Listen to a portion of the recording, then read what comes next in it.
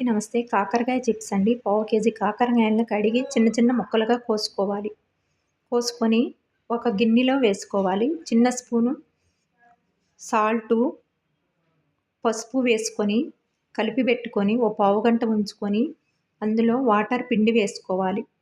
ఒక గిన్నెలో కాకరకాయ ముక్కలను వేసుకోవాలి.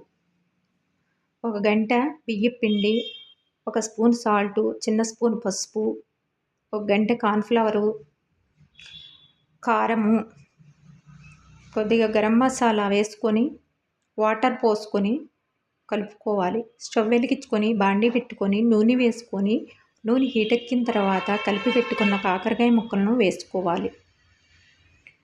కాకరకాయ ముక్కలు బాగా వేగనివ్వాలి.